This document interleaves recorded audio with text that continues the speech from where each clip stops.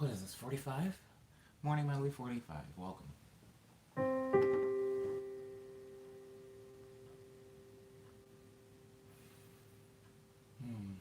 going to start off with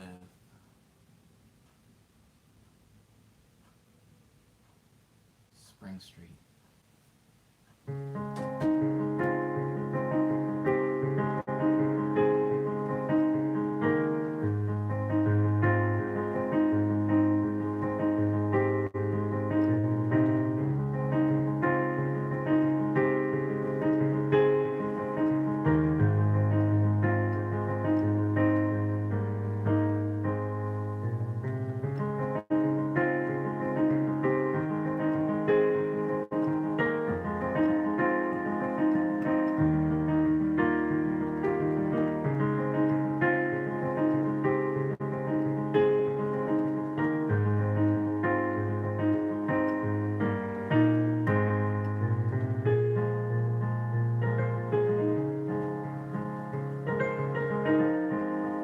Hello, Jelly Star. Happy New Year's Eve. What are you doing for New Year's?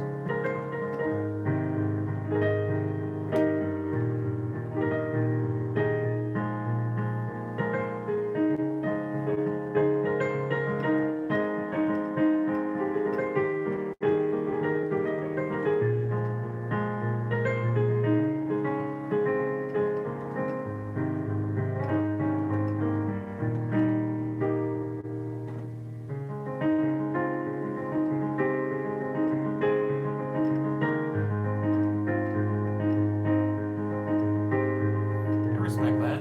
Chilling at home. I think I would like to do the same thing, but I have to play a show today.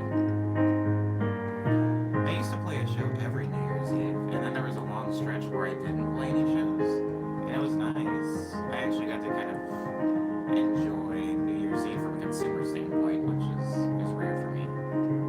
And I'll be honest, I'm kind of missing it this year, but it's nice to be able to play a show.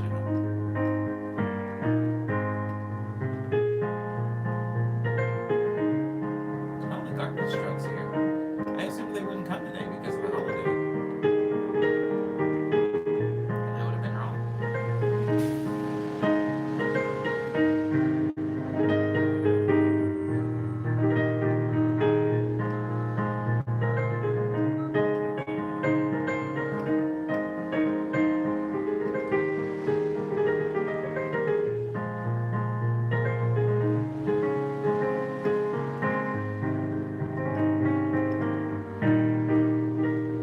I've noticed that a lot of people are doing like decade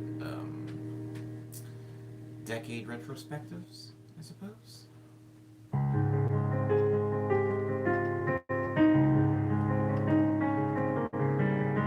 How was your decade, Jellystar?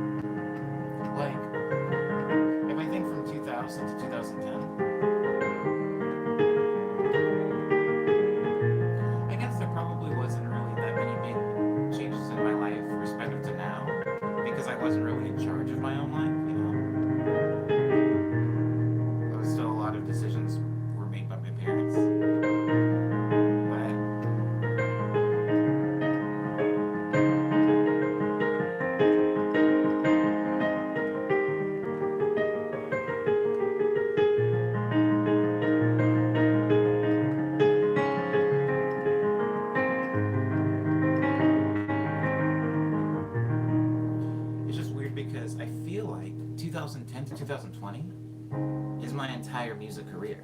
Not to say that I started making music in 2010 exactly, or that I'm ending, particularly in 2020, but I think that all of the significant things I can think of that kind of made me the musician I am today happened within this decade.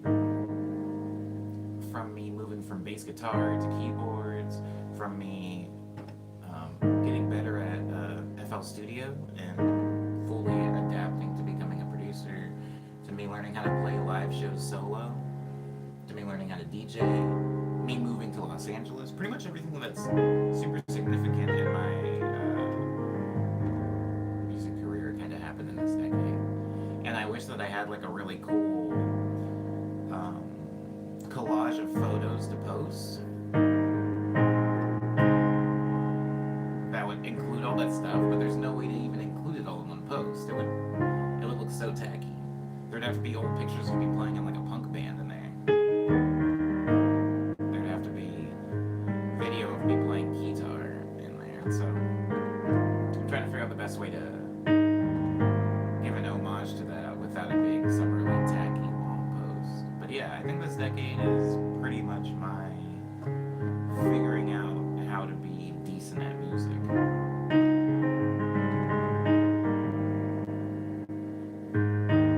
Anyways, this song was called Spring Street.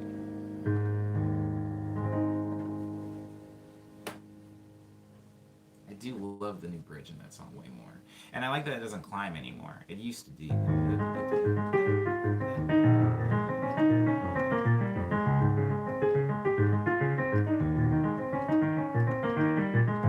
Used to do that. But now it starts there. So it doesn't change that much from the Spring Street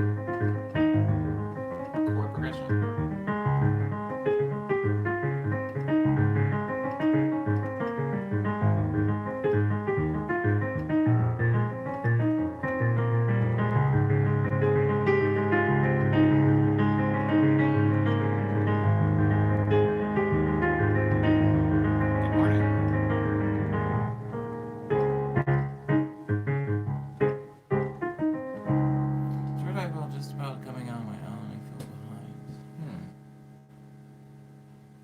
Something I've been going through like some things, Jelly Star, if I'm being honest.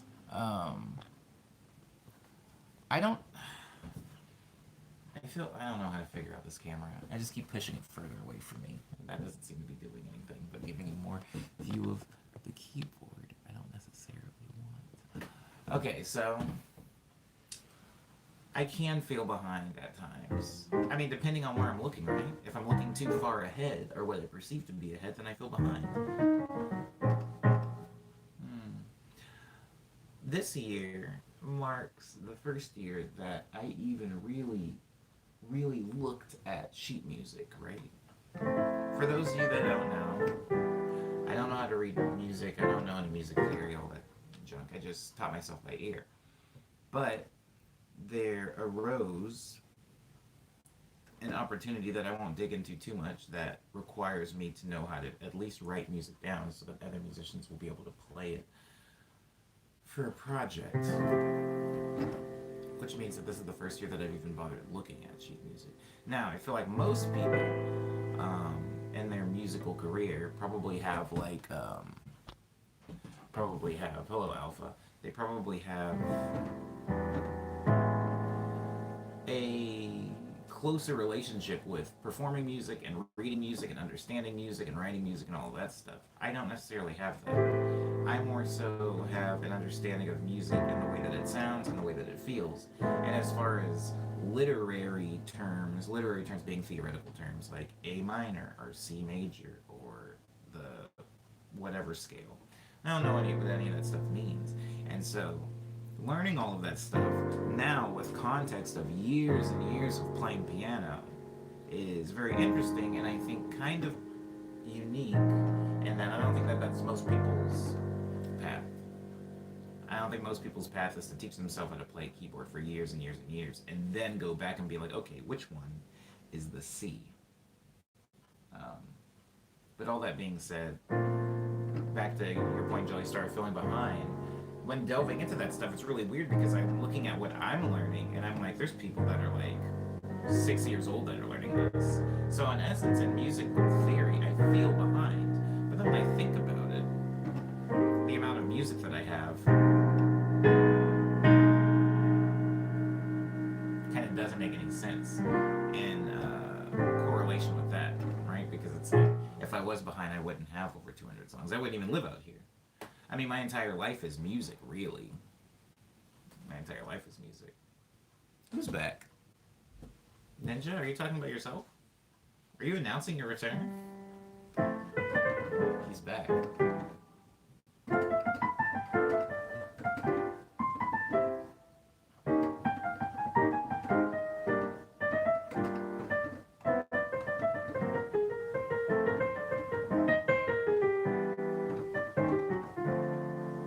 Oh.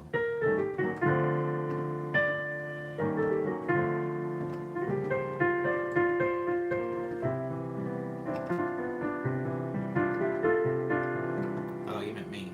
Back from where? Where did I go, Ninja? I did stream yesterday. Are you talking about just back from yesterday?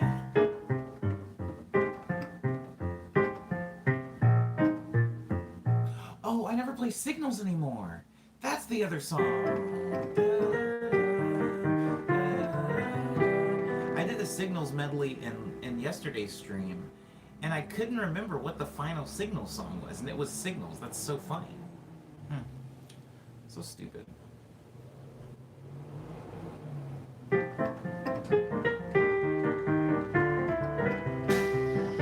Wow, I haven't played this in a long time.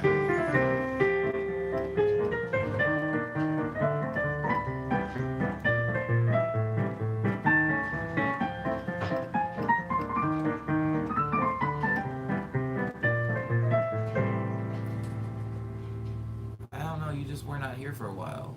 Well, I guess I've not been getting notifications. Yeah, you just haven't been getting notifications. As always, everybody, I do stream every weekday at 9 a.m. There aren't any breaks. There aren't any days off. I'm here, again, every weekday at 9 a.m. If you think to yourself, oh, where's Omni been? He's been here. Maybe you just haven't been getting notifications. Maybe you've been away from your computer or phone, but no, I'm always here.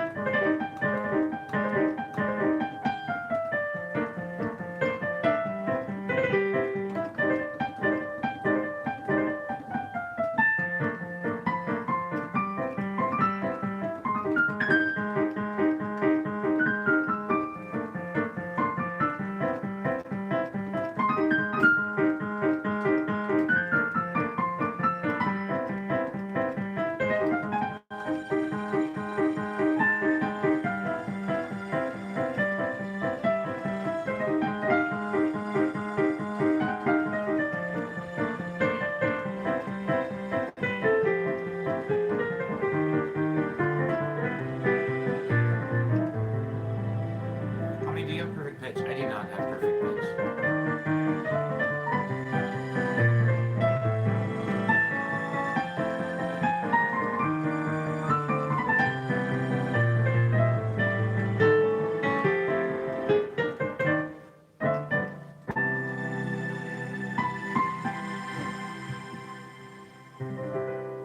Relative pitch?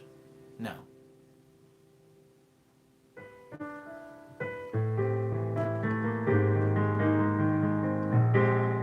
Do you have these things? Is that what you're asking? Nah, I don't really have any kind of pitch.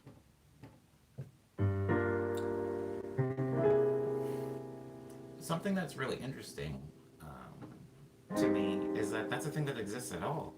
I think you can give it to yourself. I think you can teach yourself how to, well, is it something you're born with? I actually don't really know how perfect pitch works.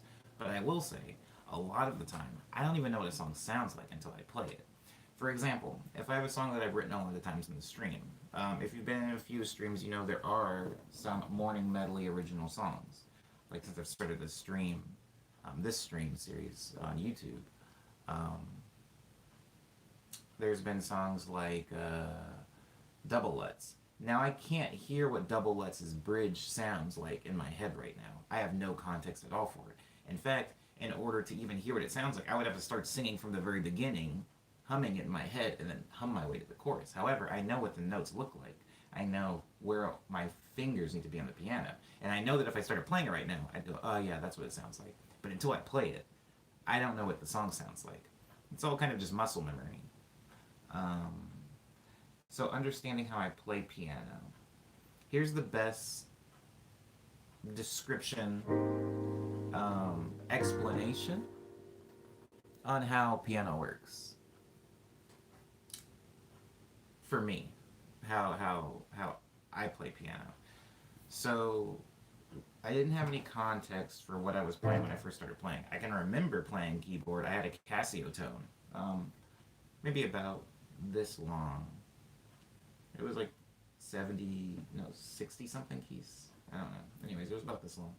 And I remember sitting on the floor playing it, and I didn't have songs, right? I didn't have songs I had made yet, so I would kind of just mess around with my keys and hit. I didn't even touch the black keys. They didn't exist to me. They were really weird. I didn't understand how you're supposed to play them. They always sounded weird and off, so I just kind of only played the white keys. And the cool thing about playing white keys is generally they sound kind of good together. Even if you just like play a bunch of rubbish, it'll sound okay. And I remember around that time, I was trying to experiment with making songs anyway in a program called FL Studio. An FL Studio.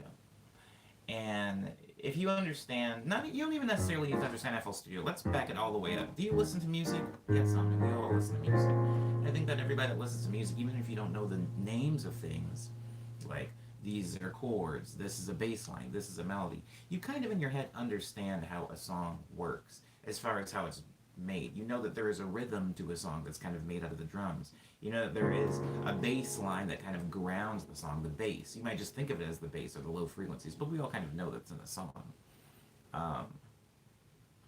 And we understand melodies, right? Whether the melody is a vocal melody, whether it's a guitar melody, we understand how melodies work because those are the bits that get stuck in our head. Usually, chord progressions aren't the thing that sticks with us, it's the melody. I don't want to dig into that. But understanding that, I knew that I wanted to make a melody, and I wanted there to be bass lines.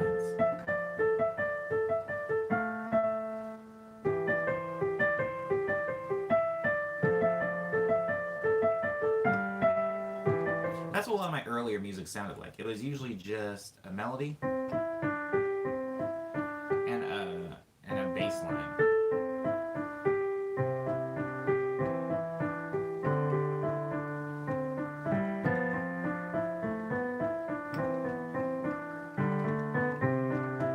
It was just stuff like that. And then later, I don't know how much later, if it was a few days, a few weeks, a few months, but I did start adding chords, and it was because of mistakes in the melodies and bass lines. So if you're playing a melody and the melody gets really close to the bass line, there are certain notes that do sound good together. Those two notes, those two notes, those two notes, those two notes, those two notes. And so I started playing two notes with the bass line. In my brain, it wasn't a chord, and technically I guess it isn't a chord, but it was the beginning groundwork for me ending up playing chord progressions. So having those same melodies.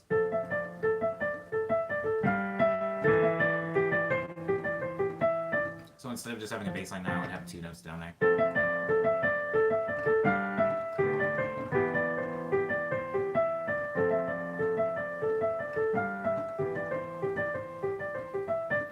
And so I did that for a while, for a little bit longer, and then I started adding more to go with the bottom bass line. Started adding a middle note in there, giving it a more full sound. This was a chord. I didn't really know what that was. I knew it helped things sound more full.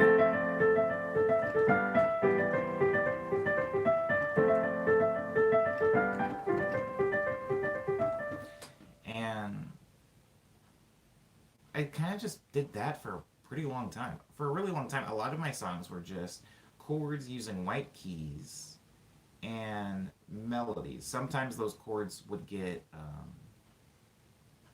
I started adding like a different rhythm. I would play that. Sometimes I would do that. Sometimes I would do that. Sometimes I would do that. But generally, it was just three notes in the white and then the melodies up top.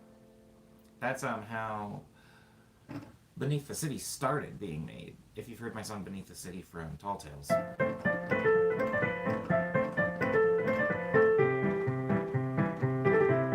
that melody was very complex for me at the time. I messed that up a lot. But now it's a very easy song for me. And then, I would say pretty recently in my playing history, or my career as a musician, I started adding in the fourth notes into the chord. That was very daunting because it was using up so much of my hand. I was basically using my entire hand to play a chord. But I started doing that. And so this became this. Very subtle difference, but one that made the chord or the song more rich to me in my ears. Now, there are musical terms and theoretical terms for everything that I'm talking about. Absolutely. And what I'm talking about very, very basic and elementary? Absolutely. So this is not a music school. This is not a music course. I'm just explaining to you, Sam, who asked me about whether I have perfect or relative pitch, how I make music. And that is how. I was just filling out the keys for years and years. I figured out in my head what notes sounded good together. I know these four sound good together to me.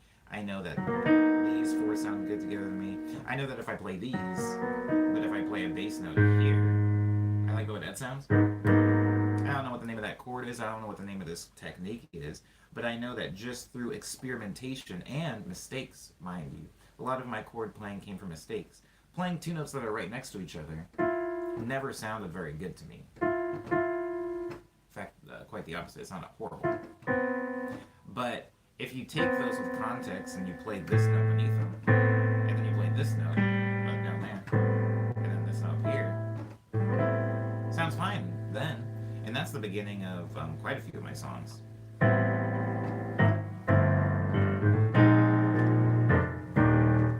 And so, a lot of things that maybe were mistakes, like this was a mistake to me, playing two notes together that are right next to each other. It was a mistake, but I ended up figuring out a way to turn that into something I could use. That is how I approach music. A lot of experimentation with notes, in the same way that you would approach a synthesizer. Maybe this isn't a very good analogy. I don't know how much you all know about synthesizers, but synthesizers use a lot of complicated math in order to make sounds. Now, if you're very good at math, you can plug the right numbers into a synthesizer to get exactly the sound you want out of them. However, most people who either are not good at math, do not have that kind of time, or just want to have fun instead of doing complicated math to make sound, you'll just kind of turn knobs until you figure out, like, oh, this knob makes it do that. This lever makes it do that. This button usually makes it sound like this. And then you use all of those skills and rules. You're kind of building a rule system in your head where, like, this does this, therefore that. You're building your own kind of logic puzzle. And that's how you end up approaching a synthesizer and all the complicated math and functions that go into synthesis. It's a lot of algorithms, by the way. If you're good at algorithms, you're probably going to be very good at subtractive synthesis, but that's a conversation for a different time. That is how I approach music. It's kind of like problem solving. This, therefore this, is my approach to music. So do I have perfect pitch? No. I actually have a pretty bad memory also. So, I have a really bad memory. So a lot of times, I will remember what a song feels like to my hands because I'm playing it over and over and over. But then I forget what it sounds like, right? And it doesn't look like anything. On paper anyway. Usually it'll look like, I don't want to get into that. But it doesn't look like anything on paper because I haven't written it down because I can't write and read. So, for example, double Lutz, I know that double Lutz is... But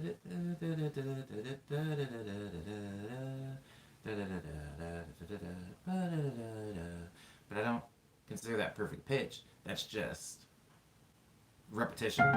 Oh, I wasn't even humming it right. I was humming it in a completely different key, I guess. Yeah, it's way higher than I was even humming it. So that's my point. It would. I don't. That was actually a really good example of how bad I am at knowing the keys and pitches of my own songs. Happy New Year's Eve to whoever just said that. Oh, a Cyber. Oh, oh, thank you, Cyber. Hopefully it'll be fun. Hopefully it'll be fun.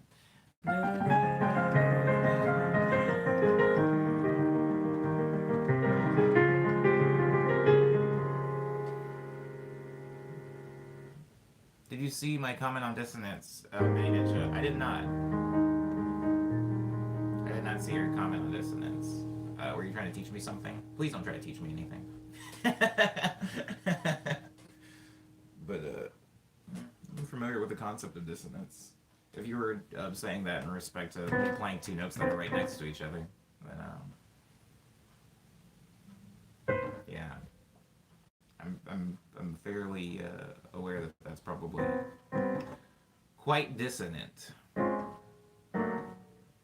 It's probably dissonance in a lot of my music actually, because I do that a lot. Two notes together. They're there. If you listen, like the very, that's the first chord, really, no, of Winter Heart.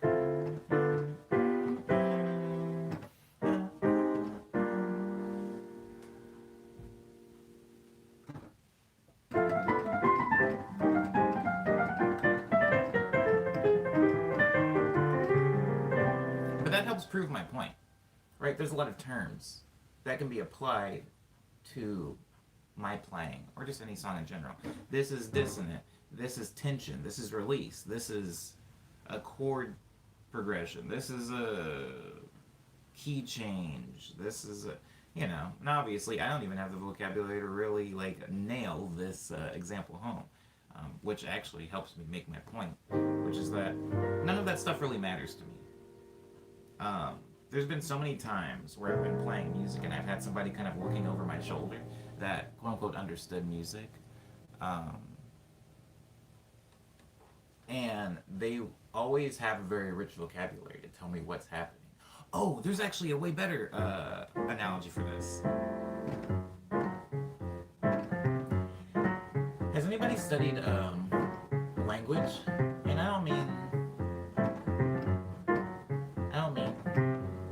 like studying a foreign language. I'm studying just language, like the things we do with our mouth.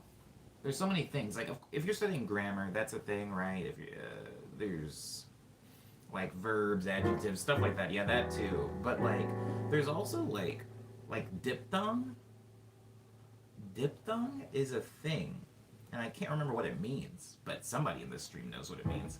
And I was looking at a video on, it was kind of like a study on language, and I was like, there's so many things that I do with my voice when I'm talking, speaking English, that have terms, that have explanations, that have a vocabulary wrapped around it, but I don't know what they are because it doesn't matter. Diphthongs and feet, phonemes, phonemes, phonemes, maybe. Hopefully, I'm not mispronouncing that, but that's kind of my point.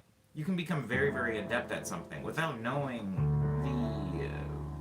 like the scientific or theoretical terms for what you're doing, because those terms came after the thing, right? People were speaking language before they came up with the word diphthong and then a definition for what it is and what it's supposed to be used for. And so, I feel like a lot of people approach music like it's, you need to know all those things first. He couldn't figure out dissonance and how to hear it through his perfect pitch. Oh.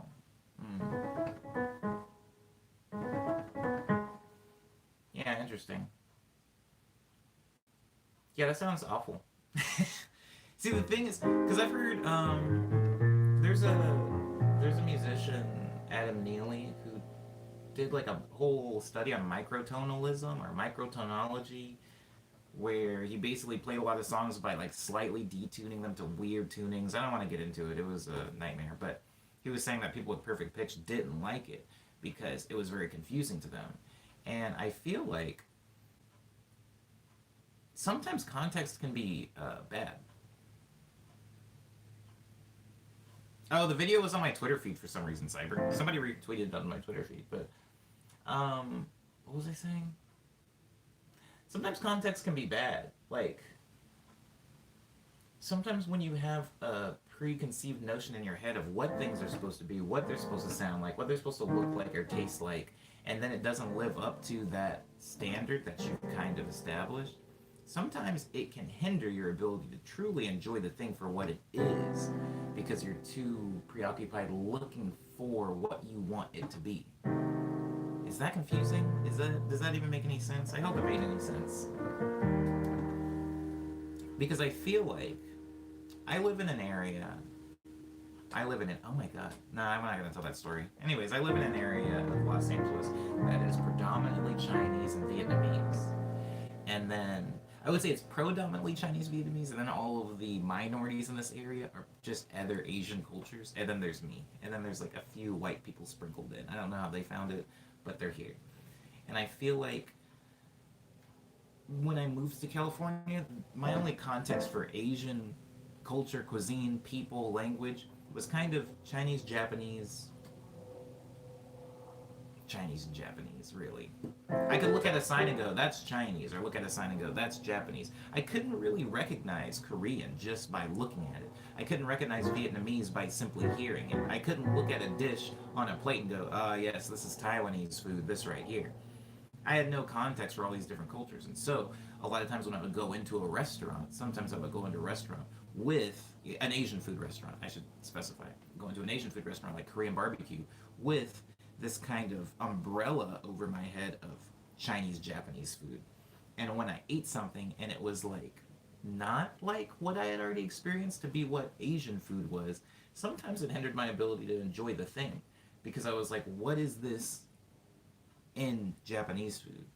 You know, people love comparing things. People love saying, oh, they're like the Michael Jackson of jazz, or he's the Michael Jordan of golf.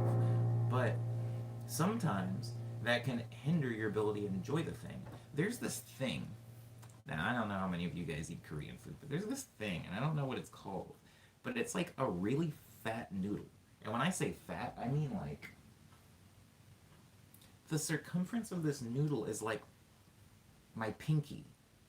It's really, really big. I don't even think it's a noodle. See, me even calling it a noodle is me kind of pushing some type of weird expectation on what it is supposed to be. It's like my pinky thick, and it's like this long, and it's like really squishy and spongy, and it's delicious.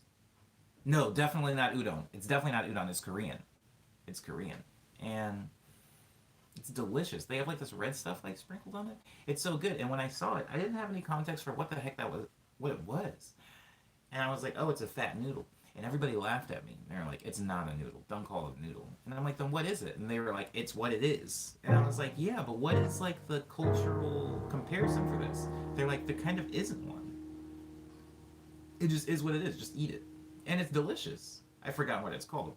And then earlier this year, when I went on tour to Korea, every restaurant that I went to had them.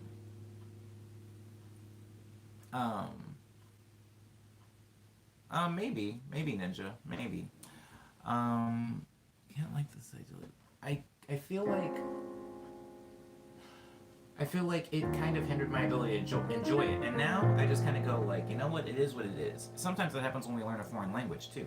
You'll learn, maybe you're learning Korean. Since we were talking about Korean, maybe you're learning Japanese, and there will be a word, and you can see people kind of struggling to come up with a comparison for it. You say, well, what does this mean? And they're like, well, it means this, but I don't think that English kind of has a word for this. It's just a thing you say when you're getting ready to eat. It's kind of like bon appetit, kind of. You know, people say itadakimasu before they eat. And is it like bon appetit? Not really. Because do we sit down and go, bon appetit, before we eat like McDonald's and stuff like that? No, we don't. We don't do that. That's not a thing that we do in English, but that's like the closest comparison that we could get. And so, people need comparison sometimes in order to understand stuff. Now, wrapping this back up to that perfect pitch conversation.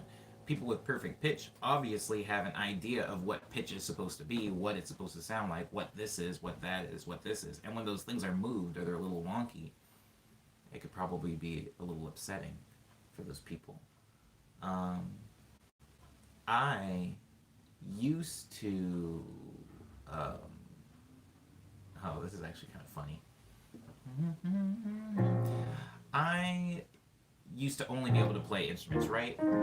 MIDI was completely foreign to me. Over years of using FL Studio, I got so accustomed to MIDI that I started looking at chords vertically. If this conversation makes no sense, I very much apologize. But in FL Studio and in most DAWs, the music is represented vertically, kind of like it is on a staff, right? On writing, music writing, and notes. But there's like a piano all the way to the left of this staff, and you kind of plug in the notes, and then a big time line will go and like kind of like pass the notes and play them as it passes them. That's the best I can do as far as explaining what MIDI is. But I got so used to looking at chords in MIDI that I understood what a chord looked like in MIDI. But then when I would play that chord on the piano, I'm like, oh, that's what it looks like? That doesn't look like MIDI at all. It's weird. It's like kind of wonky. And so it was very difficult for me to play a lot of my MIDI songs, like Close Down. That's not Close Down.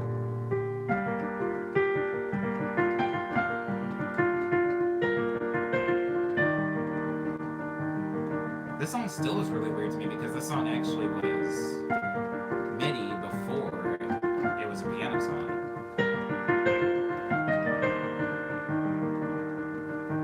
It's a little hard for me to play even now.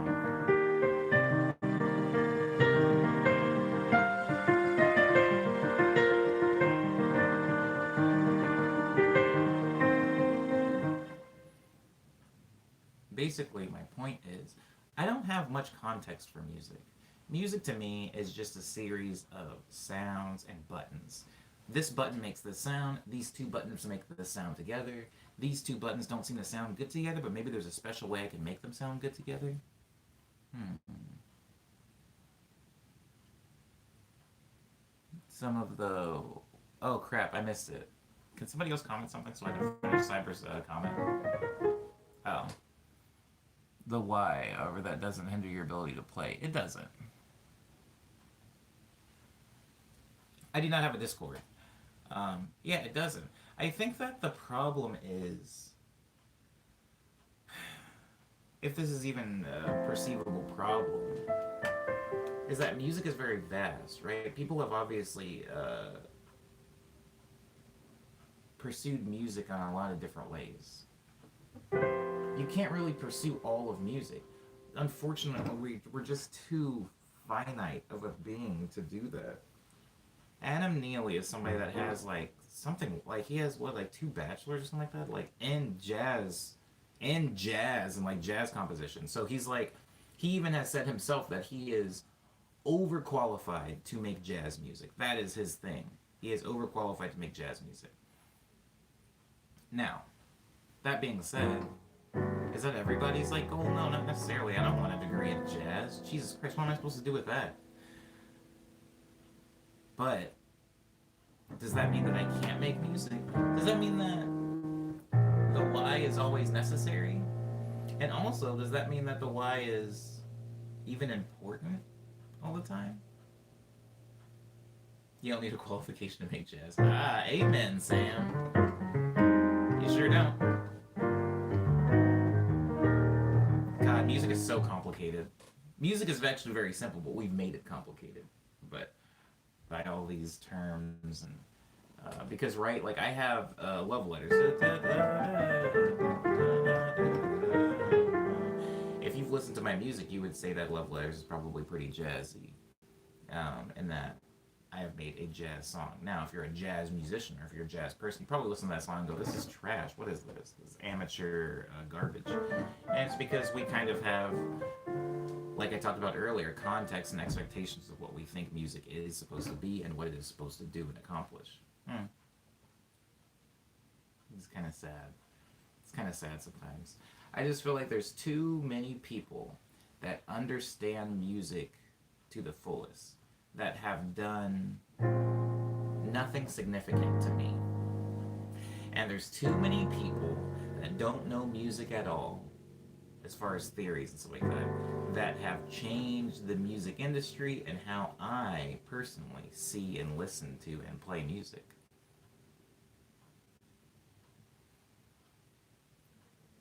So, what does that mean? It means nothing matters. It means nothing matters. Just go about your business. I could go taking a course on film scoring, right? And it teaches me all the things like, yo, you want to make people cry, do this. You want to make people happy, play these type of chords. You want, I could do that. I could take that course, and then I could never score a film that anyone cares about. Or I could have a dad who's a film composer that can kind of just like nepotism me into a pretty good gig, and then I can end up scoring, I don't know, Fantastic Beasts. What is it called? Genji Goob? The Harry Potter thing. I could end up scoring that, and then people can go, oh, what an amazing score, because it's tied to an iconic property. That's kind of like my whole thing with John Williams. I don't dislike John Williams by any means, but I do feel like John Williams is part of a family that's very, very in the industry. So John Williams isn't necessarily what I would consider like somebody that like hustled into an industry. However, I would also say that John Williams' iconic scores happen to be tied to iconic films. And I think that even if I did a meh score, I'm not saying a bad score now, I'm not saying that, but if I did an okay score to a film that ended up becoming Star Wars or Harry Potter or Superman or Jurassic Park or something like that, probably it's going to be remembered. Just because, I mean, those qualities are remembered. Jurassic Park is very, very important. I can't think of a movie, although I'm sure they're out there, but I can't think of off the top of my head a movie that was a critical flop that people didn't like or care about, but had an incredible score that stuck with us. But I can think of lots of the opposite, where there is a movie that had a kind of a very functional, okay score, but the movie was so good and so culturally relevant and like a pop culture legend that we just kind of held on to the soundtrack of it. Kind of like R. Kelly's I Believe I Can Fly. And that's going to be the last time I talk about R. Kelly in the stream. Guys, I probably should start going over news soon. We are at minute 43. But until then, I'm going to be playing some of the tracks that we made this year. I say we because I didn't name them. People in the stream named them. And I'm going to start with Double Lutz, which was named by Leanna. If anybody's seen her in the stream. She's very nice. She came to my show in Oakland.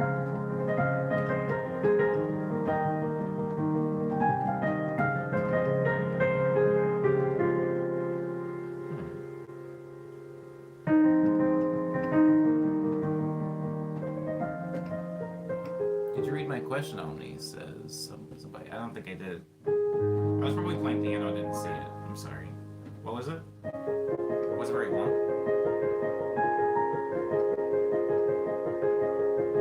That Rama has a great soundtrack, but it was pretty stupid. Oh! That's actually a really good example. That movie was not very good, but we all remember Kiss from a Rose. Point Cyber.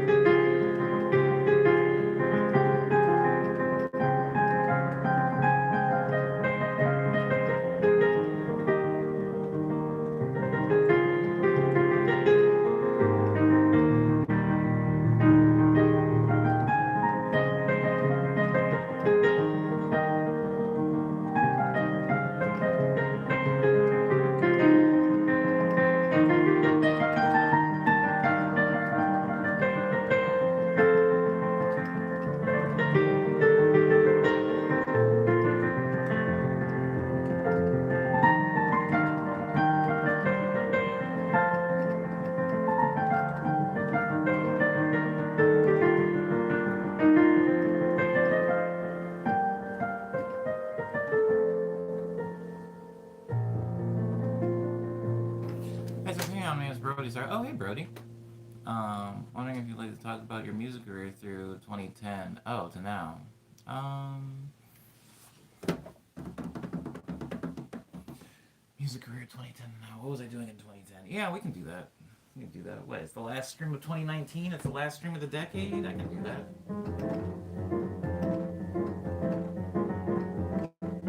In 2010, I was in three bands simultaneously. One of the bands was called Weird as the New Cool, which was like a weird party hip hop. The best way to describe that band is it sounded like gym class heroes, but I guess there's no but. It just sounded kind of like gym class heroes. Our lead vocalist was a rapper. I did a lot of key and synth work. It was very cool. Anyways, there's that band that I was in 2010. I was also in a band called Peach Cake in 2010. Peach Cake was a synth pop band. All of these bands, by the way, were in Arizona. And I was also in a band called The Crush. The Crush was like a funk band. And all of them, it's going okay, Max. Just going over the decade now. All three of them were successful in their own right. Two of them toured. No, all three of them. No, Peach Cake didn't really tour very much. We would just play weird one-off dates at weird festivals like around the country. But Weird as the New Cool toured a lot of like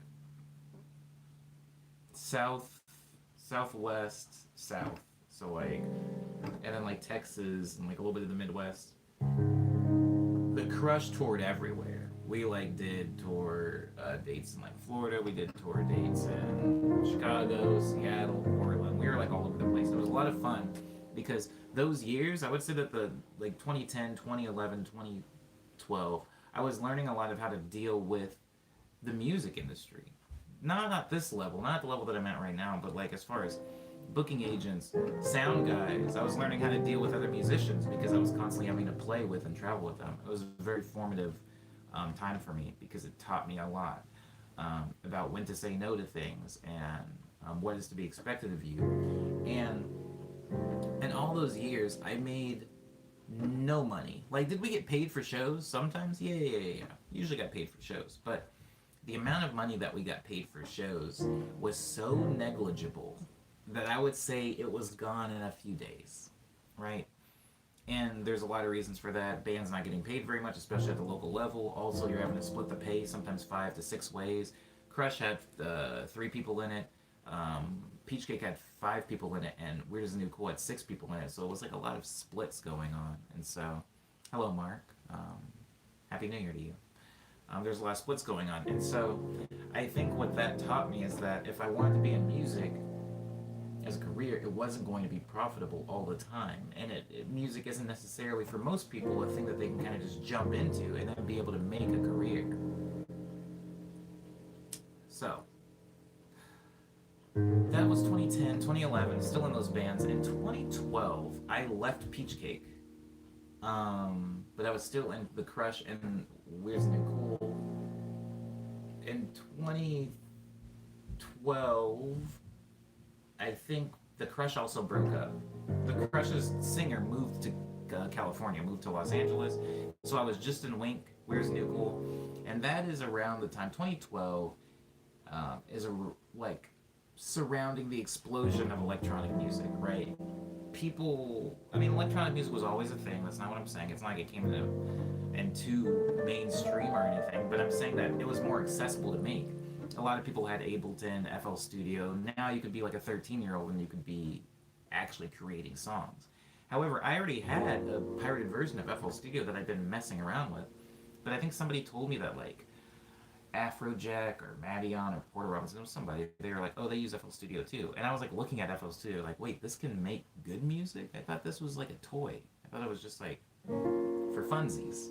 So then I started like kind of buckling down and taking production very seriously and like learning subtractive synthesis a lot.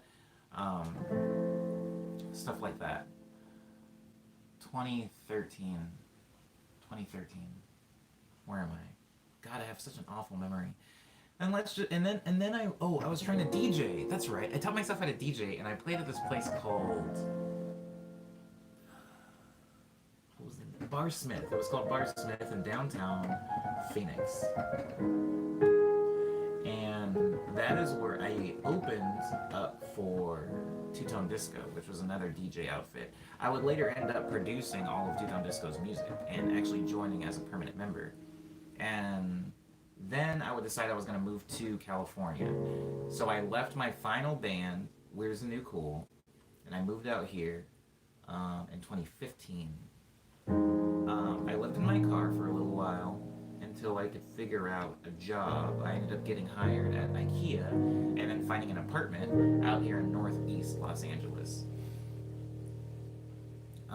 That is around the time that I was very active on SoundCloud, and it was kind of weird because for the first time in my career, I wasn't playing any shows with a band. It was all DJing, which was exciting at first, but then very soul sucking. I actually personally do not enjoy DJing. I find it very boring. Um, so I feel like I was in kind of a slump. I was trying to figure out how to bring the thing that I love, which is live performance, to a traditional DJ set. For those of you that have seen my live set now, you've seen the product of what ended up happening. I just started bringing all my keyboards to shows, hooking them up through my audio interface, and then triggering stuff live in FL Studio. That is what my live set is now.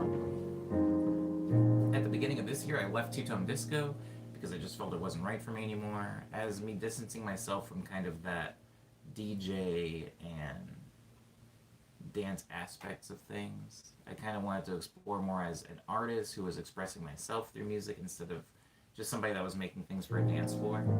And so I left Two Tone Disco at the beginning of this year and started only producing music for myself, which was really nice, a nice change. Um, and yeah, I skipped over a lot of stuff. Sure, sure, sure. But a lot of stuff happened in there. But generally, that was kind of the decade in my music of me transitioning from being somebody that was in a bunch of bands in Arizona to somebody that was a self-sustaining um, producer songwriter in Los Angeles. Hmm. Yeah, and I've released a lot of music. I mean, as you can assume from being in all those bands, just as Omniboy, I've released dang near 200 songs, but also just in my life, I mean, that number would have to be doubled because of all the bands that I was writing music in, and people I was writing music for. And it's been very, um, hmm, educational, I suppose. And then most recently, as last week, I did start trying to learn what notes are. Since I messed around with it in the past to make cool breath paddles percussive. Did you use it in anything particular? Did you use it for anything? Subtractive synthesis. Did I use it for anything in particular? If you listen to any of my songs, you're probably going to hear subtractive synthesis. So yeah, I use it in every single song that I've ever made. Um, we need the yay sample for that one. Maybe when Morning Medley ends and I start my second stream series, maybe I'll have my MIDI fighter with a bunch of like sounding stuff in it so I can trigger random samples and I'll have like the yay in there. That's something I've thought about, Mark. Um, but yeah, subtractive synthesis. I don't know how much anybody in the stream knows about subtractive synthesis, so I'm not going to dwell here. But subtractive synthesis is just synthesis. It's just a way. There's like FM synthesis, there's additive synthesis, there's subtractive synthesis. There's a lot of different ways to achieve a sound. This keyboard over here, this white keyboard, is a subtractive synthesizer. Um, if you own a synthesizer, technically, well, these are all samples, but most keyboards use subtractive synthesis. It's just a way to shape sound, right? If you're like, oh, I want to get like a super saw sound, I want to get a really buzzy sound, it's really easy to turn some knobs, have your wave shape, choosing wave shapes, stuff like that, and your attack, decay, sustain, release, all that stuff. Yeah, that was gibberish. I'm sorry, guys. But yeah, subtractive synthesis is pretty common because it is the most simple and easy form of synthesis to learn. Now, we are at minute 56. I am going to be going a little bit over today because I did take a whole chunk of the stream to talk about a decade in music. It's been a decade in music for me, everybody. Hooray, hooray. Hooray to a decade more. There's been a lot of growth this decade. I think that if I took a time machine back to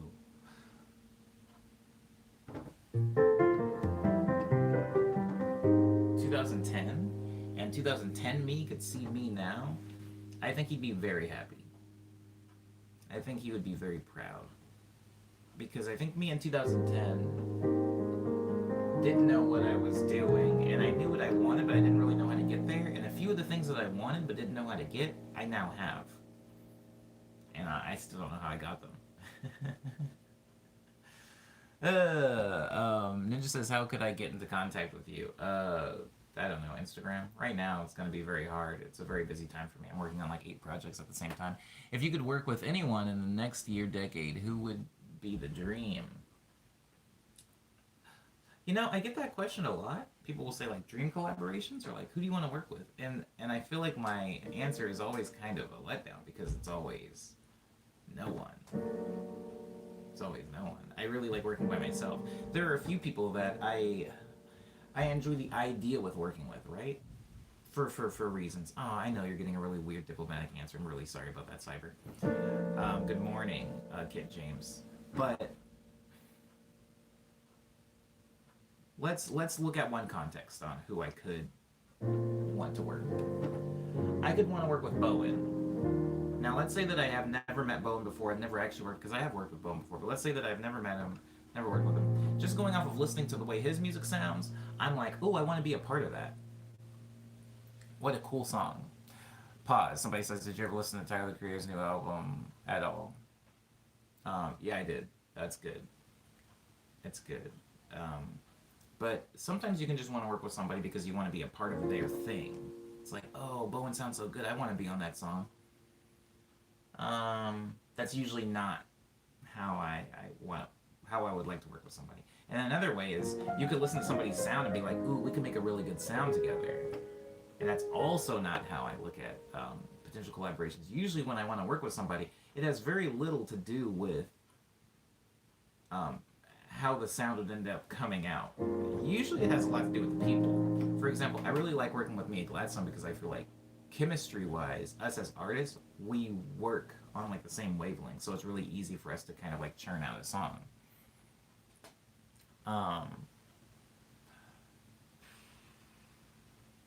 But then there's somebody like Ehi, who we don't work on the same wavelength at all, really.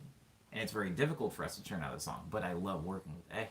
It's weird. I don't know what makes me want to work with specific people, other than like chemistry. So you're asking me who I would want to work with in the next year. I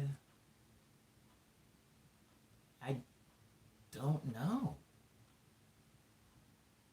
I don't even know what I would be bringing to the table now. I have some artists that I would really like to hang out with, and if something came out of it musically, that would be cool.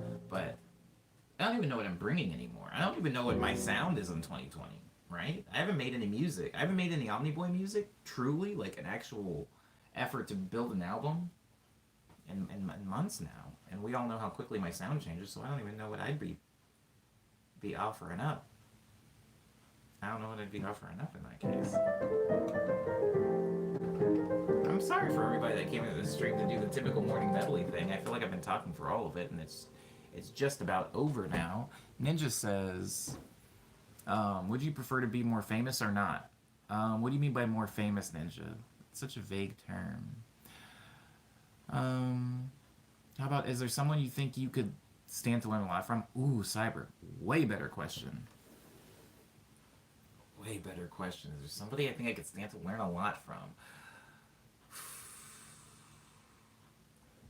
Yes.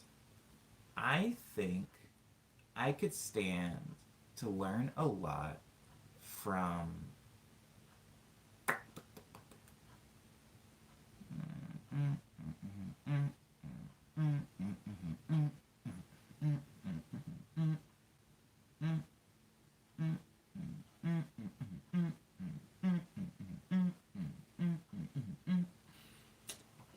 Pharrell. I feel like that's a cop-out answer because, yeah, every producer on planet Earth could stand to learn a lot from Pharrell, but I didn't want to waste more time thinking of somebody more interesting or maybe more close to me, more realistic. I think I could learn a lot from Pharrell. But then like a backup answer, somebody that's actually closer to me that I could learn a lot from, Daedalus. If I spent like a significant amount of time with him in a studio, I feel like I would come away with some pretty interesting knowledge on how to build a song. Cause yeah, because we build songs very differently. What's the main thing you want to change in the year 2020? There isn't really a main thing I want to change in 2020, bros. I'm gonna release music. I've kind of just been living in like a cycle of like make music, release music, make music, release music. A lot of things that I've done this year have been to kind of get me on a good track, and that right now I feel really good. There's nothing in my life that I would say is like sticking out like a sore thumb that's like, I really want to change that next year. I would like to travel. I would like to travel some more, but I mean, that's not change, is it? Because I travel every year. I would like to go to a place I've never been before. Maybe that's change? Hmm. Ninja says, radio hit famous, Post Malone famous. Ninja, are you asking me if I want to be as famous as Post Malone? Is that what you're asking me? Just for clarification before I answer that, before I deign to answer that, that is what you're asking. Um, Fame isn't really important to me, Ninja. Hmm. I just like making music, Ninja. I don't know. I don't know. I don't know that the two are even related, really. You don't have to know how to make music to become famous, Ninja. And if I wanted to be famous, I probably wouldn't be making music on YouTube. There are easier ways to get famous. I have to get ready for work, says Kit. Well, goodbye, Kit. I hope that you have a good day at work, and I hope that the remainder of your 2019 is pleasant. I hope everybody's nice to you out there in the world. Um, yeah. Hope you enjoy the rest of it. Wow. A decade gone, a decade gone. Hold on. Cyber says, you're going to be seeing Daedalus tonight. Let's make it happen. I don't, I mean, that was like, I mean, I see Daedalus all the time, Cyber. Um, that was like just kind of a hypothetical. I mean, I'm friends with Daedalus. I have his number and stuff like that. We do talk, but we're not going to be spending any time in the studio anytime soon. Daedalus currently teaches at Berkeley, meaning that Daedalus has relocated to Boston, and I am working on 5 projects that need to be done very soon, like in the next 4 months. So I'm going to basically be starting the year as a hermit. I hate that. I hate it when something that you're working on bleeds into the next year. I know that time is just a construct and we pretty much made up the calendar and it doesn't matter and nothing matters as far as time, but it feels weird when like you roll over into a new year but you're still working on the thing from last year. It feels like you're like shackled. I'm gonna be shackled to 2019 and basically until like March as far as projects go, if that makes sense to anyone. Um, Um, you're going. Clock's ticking, says Cyber. But yeah, fame doesn't do anything for you. I gotta be real with y'all because not with all y'all, but mostly for Ninja because Ninja asked if I wanted to be more famous as Post Malone. Um, oh, thanks, Jolly Star, for being in it. You were the first person in today, and I noticed that. Thank you. I appreciate that. Yeah.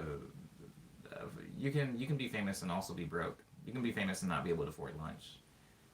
Uh, Fame doesn't actually do anything. I think at one point it did. I think at one point it did when it was a little bit harder to attain before social media. You can be famous because of a meme now, and so you can't pay your bills with fame. Fame. Oh my God! You know what fame is? Fame is just exposure. You know all those like memes of people that are like, I can't pay my rent with exposure, but everybody wants to pay me in exposure. Fame is tons of exposure, and so if you're not resourceful enough to turn exposure into dollars, which let's be real, a lot of people aren't, then fame means absolutely nothing. I'm going to now play Over and Under because I didn't get to play it earlier in the stream. So whenever anybody asks me like, "Do you want to be big and famous?" It doesn't mean anything to me.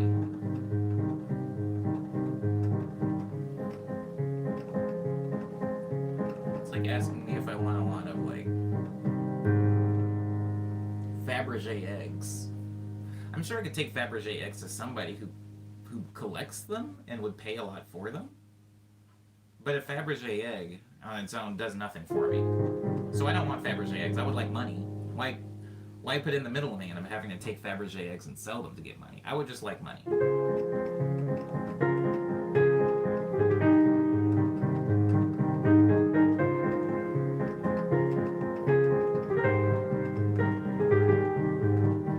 Can you get chocolate eggs instead of here? Is that a year-round thing, Cyber? I guess Kinder eggs.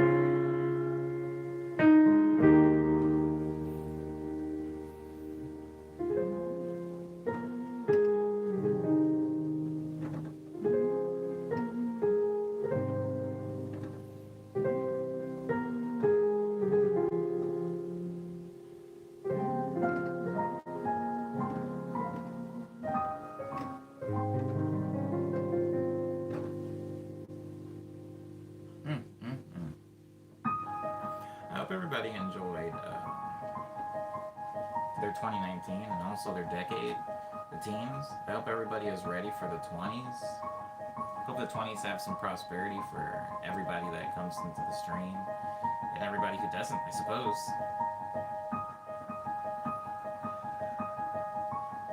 This year seems so open to me musically.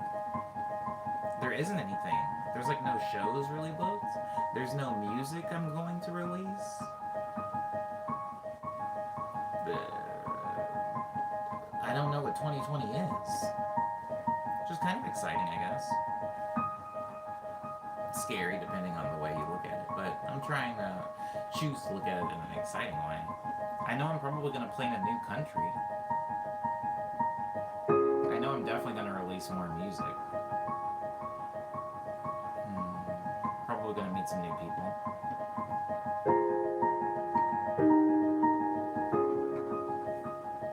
I'm definitely going to get rid of some gear. This is for sure.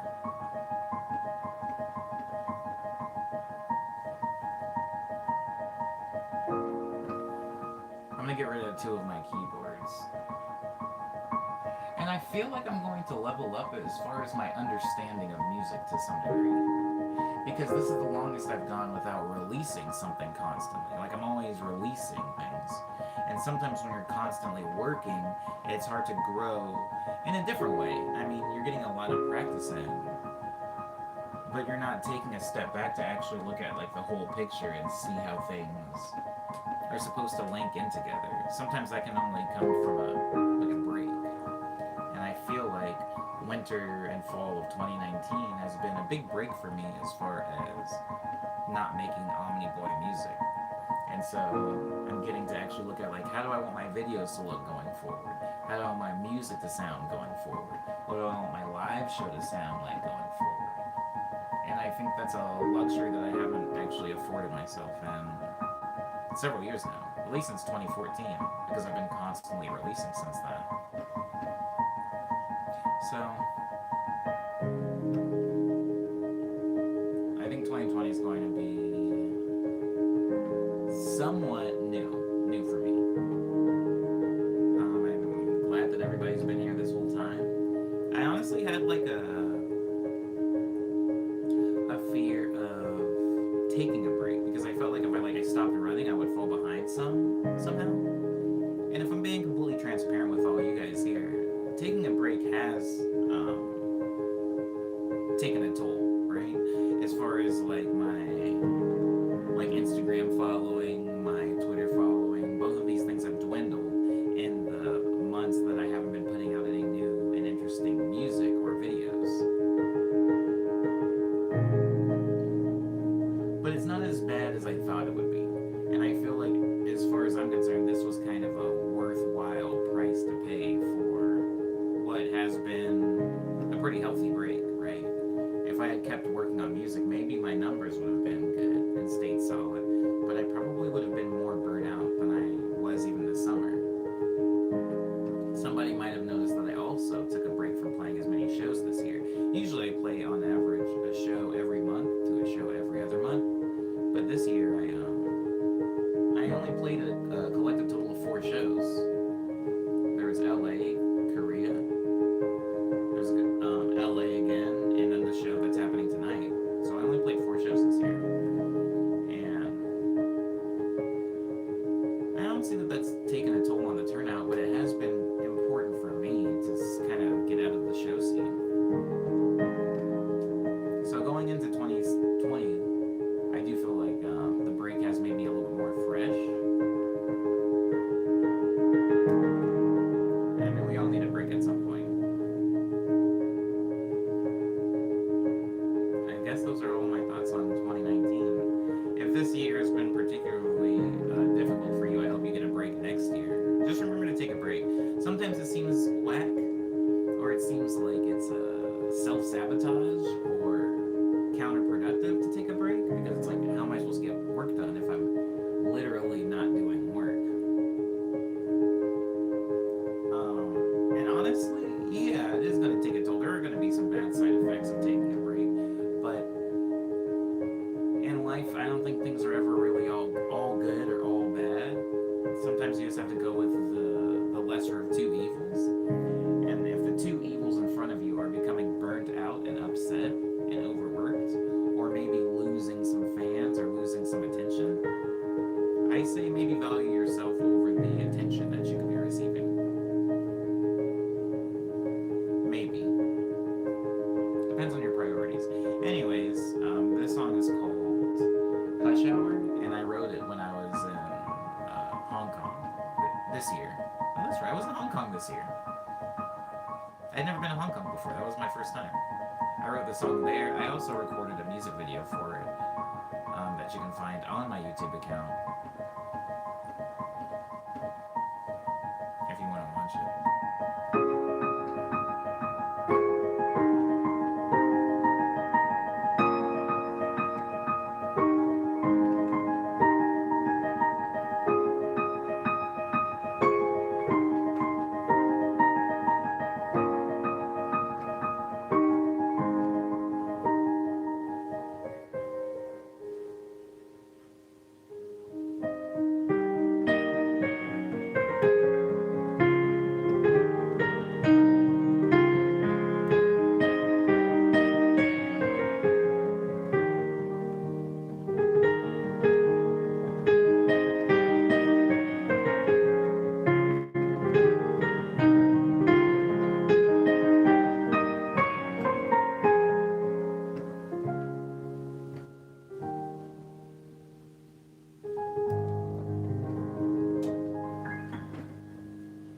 Thank you, everybody, for being respectful to me and been polite to each other.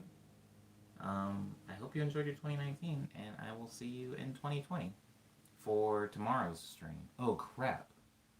Actually, tomorrow's stream is canceled. I will see you on January 2nd for a Thursday stream. Abo, everybody. Oh, Grace. Tomorrow's stream. I'm crazy.